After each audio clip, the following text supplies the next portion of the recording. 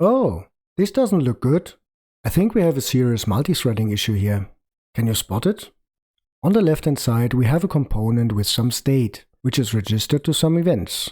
On the right-hand side, we see the component which seems to provide these events, but it raises these events from within a task run block, which means these events are raised from within a different thread. And as events in .NET are effectively just method calls, the sender invokes the handler method on the receiver class has to deal with multithreading. In this example, it means that the code of the left-hand side is processed by two threads potentially at the same time, which means that also its data is accessed and potentially modified by two threads at the same time. And as the code is not prepared for such a scenario, this could cause any kind of weird issues like exceptions or corrupted data. So what do? The answer most developers would probably give is, we need to add some logs.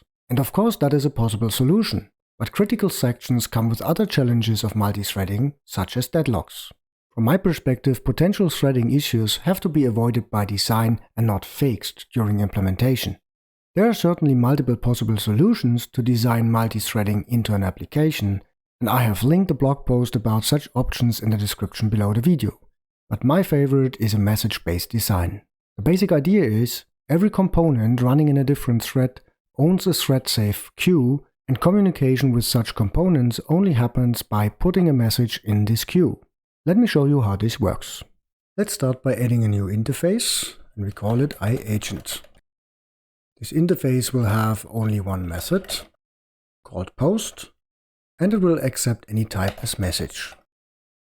Let's implement this interface. Of course, we also need this method. And whenever we receive a message, we want to add it to a queue. The queue itself needs to be thread safe, and luckily the .NET framework already has an implementation we can use, which is the blocking collection. So let's add this one. Private read-only blocking collection, type object, and of course we need to instantiate it as well. We also add an explicit thread which observes the collection. Private read-only thread, thread. Add the using, and we start this thread when the orchestrator gets started. Let's remove the read-only tag, it doesn't work here. Now we have to add the body function, which gets executed when the thread gets started. And in this function, we add an endless loop, in which we take any new message from the queue and then process it. The take method of the blocking collection will just block the thread until a new message is available. Once the message is available, this one is returned. And once the message is processed, we will continue in our endless loop to try to take another message out of the queue. And if there is none, the call will just block. Of course, we also need a way out of the endless loop. So let's already introduce a specific message we call poison pill. And when we receive this message, we will leave the endless loop and so stop the thread.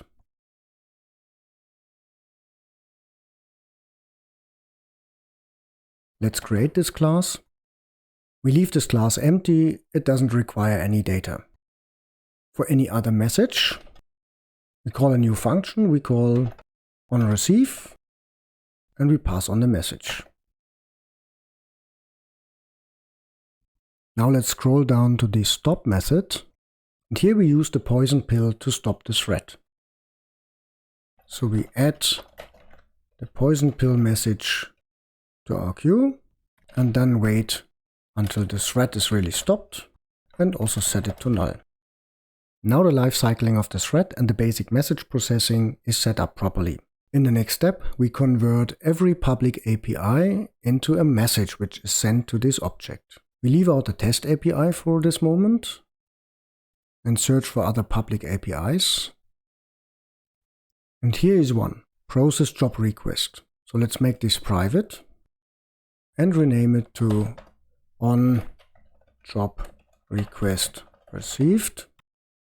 And we call this one from our onReceive method if we receive a particular message. So if message is drop received message, a class which we still need to create.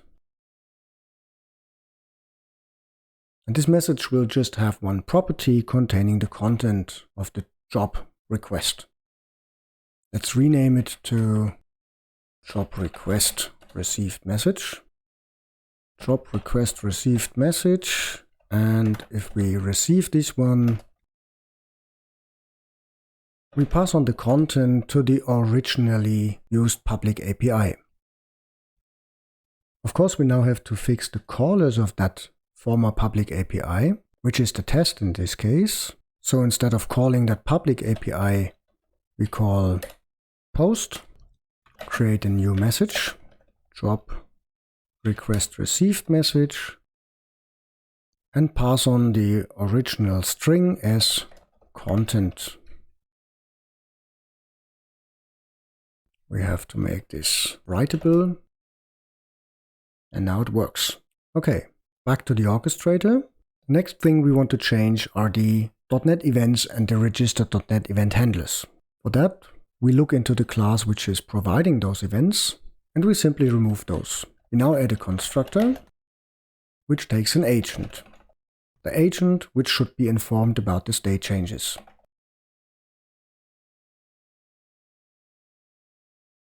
And instead of raising the .NET events, we simply post a message to this agent. And we can convert the former event args into messages. So let's rename this one to task started event. And the same pattern over here. Also rename this one. And the last one.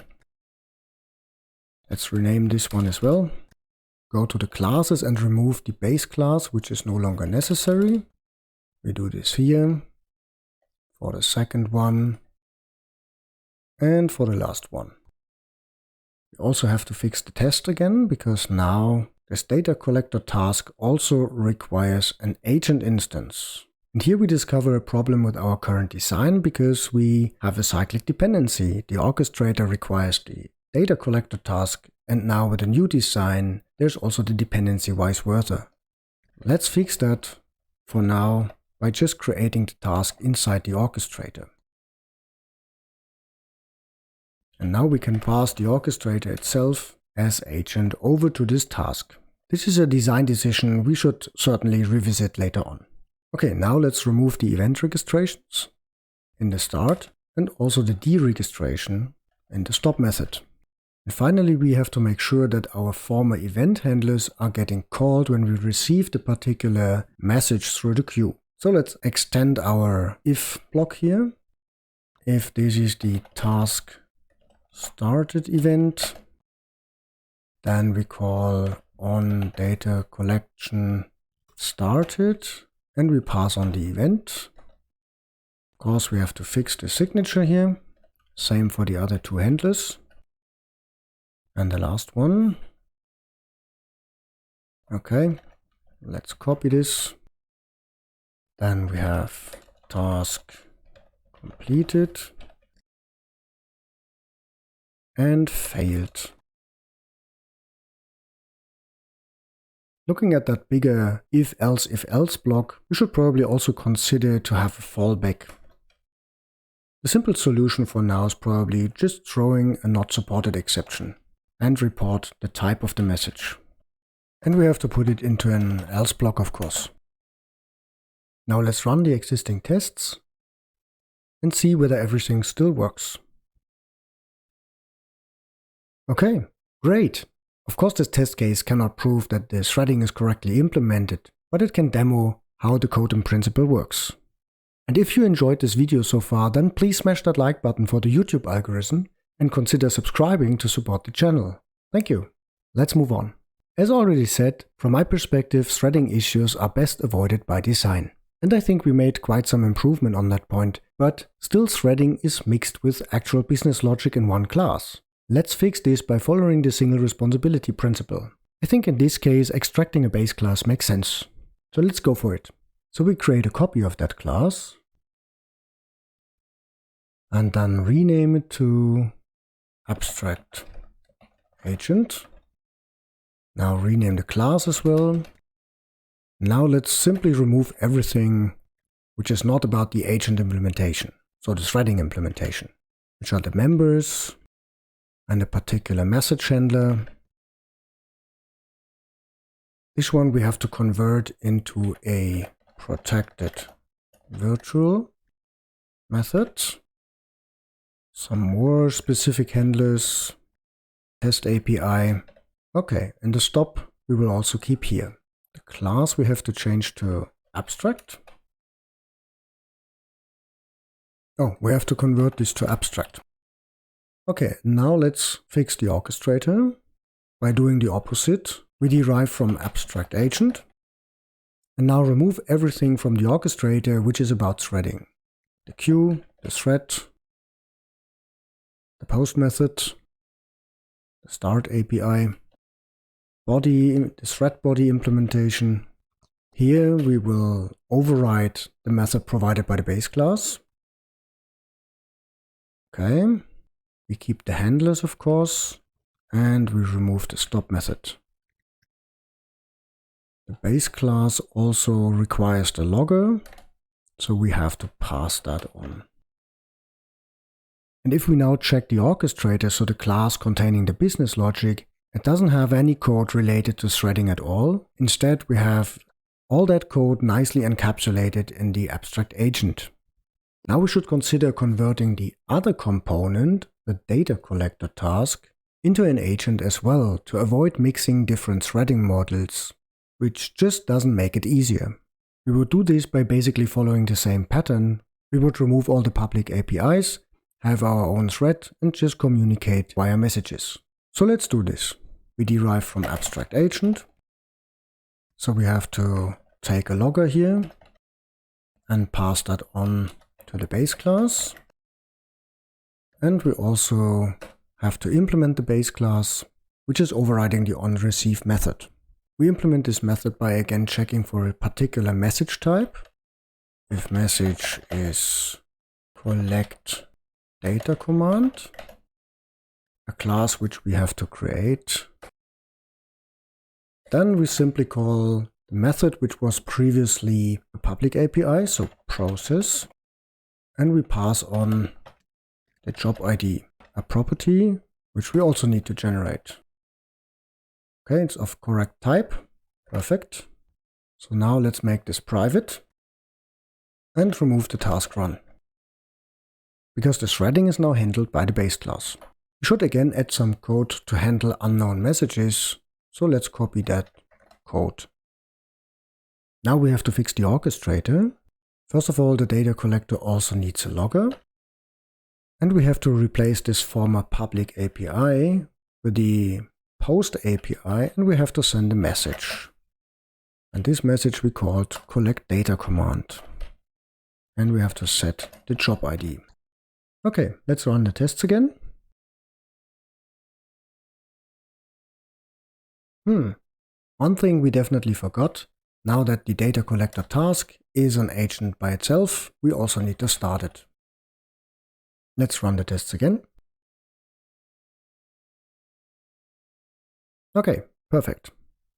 One thing I really don't like about the current implementation is that the orchestrator now creates the data collector directly. To fix that, we could follow the same approach that .NET events follow, which is that the receiver of an event or of a message also knows its sender. So let's do this. So we move the creation and the start of the data collector task outside of the orchestrator again. Okay, we create here the data collector and we want to start it. Now the data collector cannot know the orchestrator, but the orchestrator will get the data collector task again. Let's change the orchestrator to just get the data collector through the agent interface. Okay, and now we have to change the agent design so that when we post a message, we also provide the sender of that message. So let's go to the post API, and we also want to have the sender of a message. To be able to later pass the sender on to the message handler, we need to remember it, obviously, in the queue. So we need to create a small class. We call it envelope. And this one will hold the agent, the sender. And it will also hold message, obviously. Now whenever we want to queue a message, we actually queue an envelope and we set the properties accordingly. Now we can also make the blocking collection type safe. Here we have to change the variable to envelope and we check the message.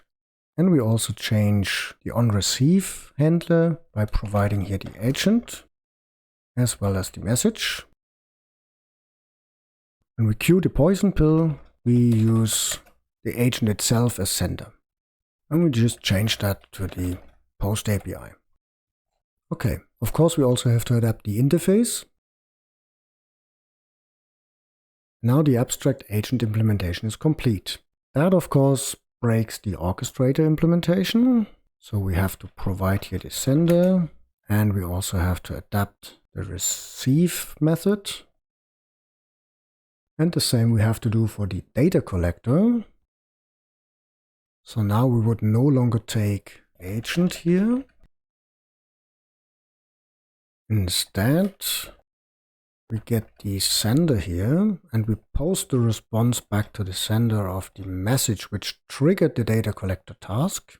And we again have to provide the sender of that response here as well. And finally, we have to adapt this hook and pass on the sender to this method. Let's get back to the test. And also here we need a sender, which is the orchestrator for now, which is obviously not correct because the orchestrator doesn't send the message to itself, but we don't have any other agent now, so we take it as a workaround. And finally, let's run the tests. Okay, great. Design successfully improved.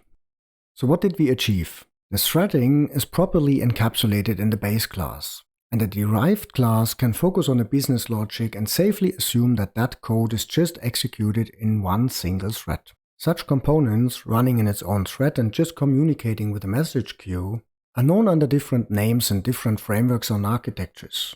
In UI frameworks they are often called message pumps, in F# they are called mailbox processors, and in Arca and Arca.NET they are called actors. But as an actor system usually adds other concepts like supervision, monitoring and so on, I like to use the term agents, as you have seen in the code already. Now let's look at a few more aspects to consider in such a design. Using a dedicated thread for each agent may sound reasonable, but if the agent is not constantly busy processing messages, reserving a dedicated thread is a waste of operating system resources. Instead, we could use a thread pool or the .NET task pool to request a thread once a message is available for processing. So let's replace the explicit thread by task.run. So we remove the start, we need this using, we remove the thread over here. And for now let's remove this one and add a to-do, wait for thread, wait for task to be completed. So we would have to introduce a task completion source probably. But if we think about this change, it actually doesn't change much, because as long as we have an endless loop here and a blocking call to the blocking collection, we still reserve a thread for waiting for the next message.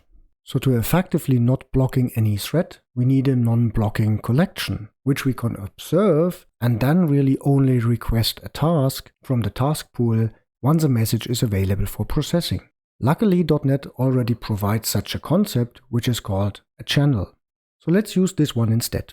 So instead of a blocking collection, we use a class called channel, which is available from system threading channels. And we create one by calling channel.createUnbound of envelope. And then in the post method, we change the implementation to the queue. We need a writer, and for the writer, we can write a message into the queue, or better, into the channel.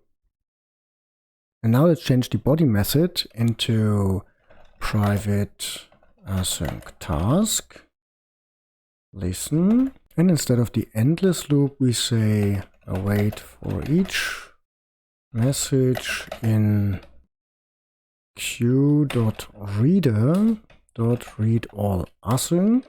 So actually it's not a message, it's an envelope.